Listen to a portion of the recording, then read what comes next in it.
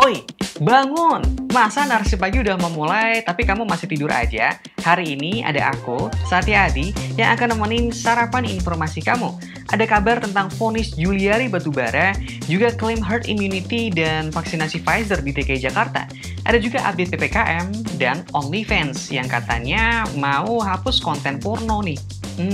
Langsung aja yuk kita simak selengkapnya.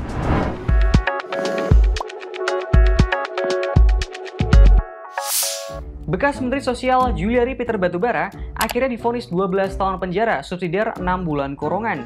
Ia juga diharuskan membayar denda sebesar 500 juta rupiah atas kasus korupsi bansos COVID-19.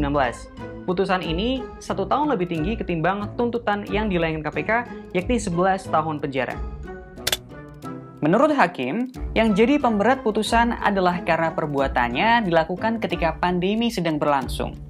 Sementara yang meringankan hukumannya adalah Juliari selalu kooperatif dan berlaku sopan, serta sudah cukup menderita karena dicerca dan dihina oleh masyarakat. Aduh, kesannya jadi masyarakat yang salah, dia yang dibelain. Putusan hakim ini bikin publik bereaksi. Kurnia Ramadana dari Indonesia Corruption Watch bilang, mestinya Juliari dihukum seumur hidup. Melihat dampak korupsi yang luar biasa terhadap masyarakat yang dilakukan oleh Juliari, rasanya mantan Menteri Sosial tersebut sangat layak, pantas, dan tepat untuk mendekam seumur hidup di penjara. Untuk pengadilan sendiri, gejala kejanggalan sudah terlihat sejak awal, tatkala majelis hakim justru menolak penggabungan perkara gugatan ganti kerugian yang diajukan oleh 18 korban korupsi bansos.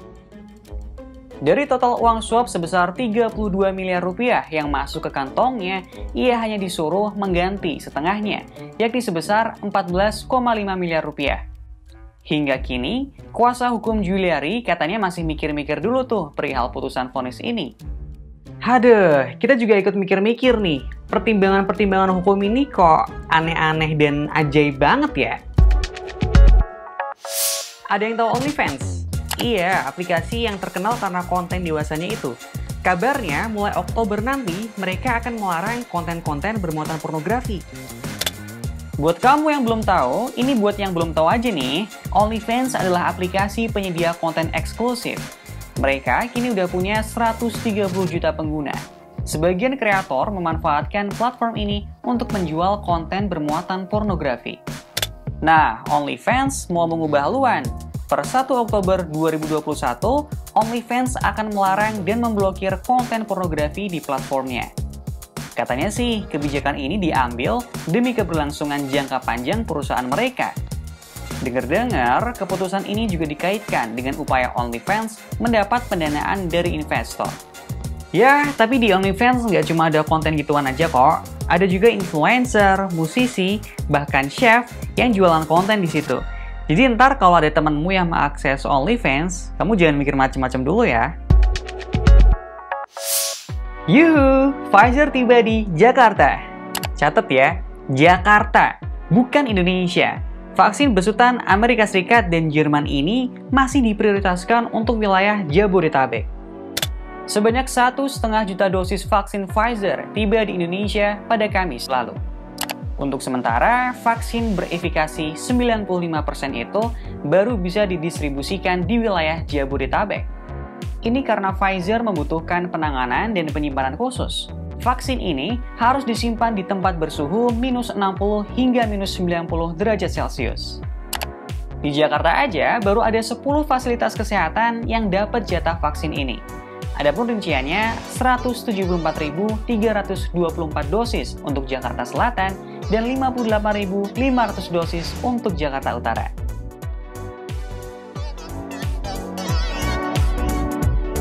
Yang bikin bingung, vaksin Pfizer tahap 1 ini hanya diperuntukkan khusus buat warga dengan KTP atau surat domisili Jakarta. Banyak netizen yang menyayangkan hal ini. Mereka memaklumi alasan distribusinya yang sulit dan butuh perhatian khusus, tapi tidak dengan syarat KTP Jakarta. Dengar-dengar sih bakal ada 50 juta dosis vaksin Pfizer yang akan tiba di Indonesia secara bertahap. Kita tunggu aja ya. Wakil Gubernur DKI Jakarta mengklaim kalau Jakarta sudah mencapai status zona hijau. Ia juga mengklaim kalau herd immunity di wilayah itu udah tercapai. Emang iya ya? Hal ini dikatakan Wakil Gubernur DKI Ahmad Riza Patria saat ia meninjau sentra vaksinasi di Masjid Agung Al-Azhar, Jakarta Selatan pada 22 Agustus 2021 lalu. Ia mengklaim DKI Jakarta sukses jadi zona hijau setelah kasus harian menurun. Ia juga menyebut Jakarta telah mencapai herd immunity sebagai hasil dari vaksinasi yang lancar. Riza menilai Jakarta udah berhasil memvaksin 9 juta jiwa dari total penduduk Jakarta yang berjumlah 11 juta jiwa. Yang jadi pertanyaan, benarkah herd immunity di Jakarta udah tercapai? Diki Budiman, epidemiolog Griffith University, bilang hal itu nggak tepat. Harus berhati-hati dan mengelola ekspektasi ya, bahwa kalau bicara herd immunity itu tidak tepat. Meskipun sudah katakan mencapai 100% dari penduduknya misalnya divaksinasi pun, itu bukan berarti otomatis tercapai herd immunity itu. Sekali lagi bicara herd immunity atau itu adalah target jangka panjang yang memerlukan banyak kriteria harus terpenuhi, dan cakupan vaksinasi hanya salah satunya. Seperti negara Islandia yang sudah 80%, bahkan pada populasi kelompok usia tertentu sudah 100%, tapi tetap mengalami lonjakan. Jadi menghadapi Delta varian ini perlu kombinasi tiga strategi, 3T, 5M, dan vaksinasi itu. Ternyata masih panjang perjalanan kita, saudara-saudara. Pemerintah dan warga jangan sampai lengah ya. Narasi People, jangan bosan-bosan ya dengan kabar ini. Untuk kesekian kalinya, Presiden Joko Widodo kembali memperpanjang pemberlakuan pembatasan kegiatan masyarakat atau PPKM. Keputusan ini disampaikan Jokowi pada Senin 23 Agustus 2021 melalui kanal YouTube Sekretariat Presiden.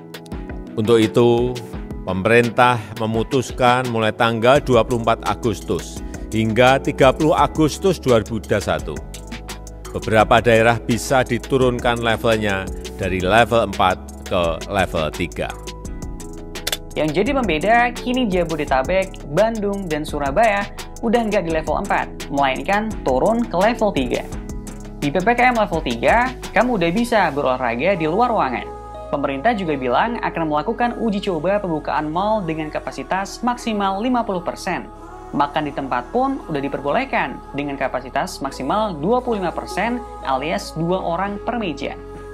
Selain itu, kapasitas ibadah akan ditingkatkan jadi 50%. Industri berorientasi ekspor juga katanya udah bisa beroperasi 100%. Nah, ruang gerak kita memang jadi lebih leluasa ketimbang sebelumnya. Tapi tetap ya, kalau nggak perlu banget, jangan pergi dulu.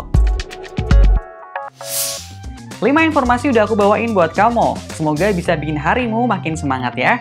Besok Narasi Pagi akan kembali hadir pukul 8 waktu Indonesia Barat. Sehat selalu semuanya. Sampai jumpa.